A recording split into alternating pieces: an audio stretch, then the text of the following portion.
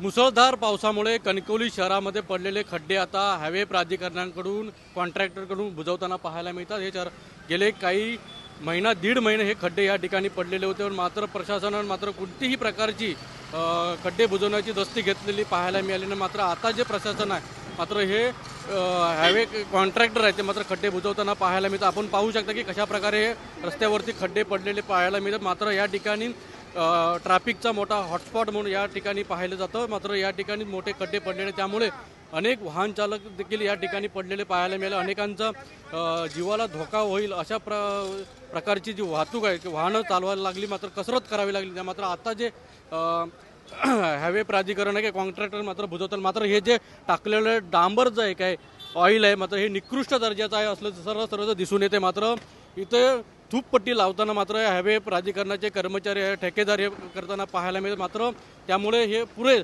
गणपतीला काही 2-3 दिवसच राहिलेले आहे त्यामुळे आणि खड्ड्याचं काम जे आहे ते मात्र आता निकृष्ट दर्जाचं होताना पाहायला मिळते। मात्र यावरती प्रशासनाने योग्य ती खबरदारी घेऊन चांगल्या प्रकारे कसं काम होईल याकडे सुद्धा लक्ष देणं गरजेचं। मात्र जे पूर्णपणे बेजबाबदार असे कॉन्ट्रॅक्टर असे पाहायला मिळतात त्यामुळे पूर्णपणे हे जे खड्डे आहेत ते मात्र मोठे मोठे खड्डे या ठिकाणी पडलेले पाहायला मिळतात। आपण जर पाहू शकता की कशा प्रकारे खड्डे पडले आणि ते फ्लॉवर बॉय लावून हे खड्डे बुजवण्याचं काम मात्र केलं होतं। मात्र तरी पण मात्र या ठिकाणी खड्डे पडलेले पाहायला मिळतात। मात्र आता पाहू शकता की इथं हे जे डांबर आहे जे पावसाळी डांबर आहे ते टाकून मात्र खड्डे बुजवण्याचं पण मात्र त्यात पूर्वी जर म्हटलं जे ऑइल टाकलं आहे त्यांनी हे खड्डे बुजवले जाणार का आणि कोकणात सध्या पाऊस पडतो त्यामुळे खड्डे हे बुजवले जाणार का हा देखील प्रश्न निर्माण होताना पाहायला मिळतो। त्यामुळे या ठिकाणी पालकमंत्री नितेश राणे यांनी हे खड्डे बुजवतात याकडे किती दर्जाचे आहेत निकृष्ट दर्जाचे आहेत का या ठिकाणी गांभीर्याने पाहावं।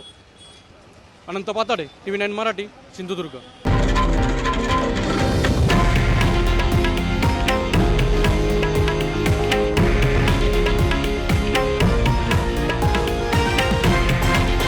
हे आहे देशातील नंबर 1 न्यूज नेटवर्क आणि आपण पाहत आहात TV9 मराठी, एकमेव।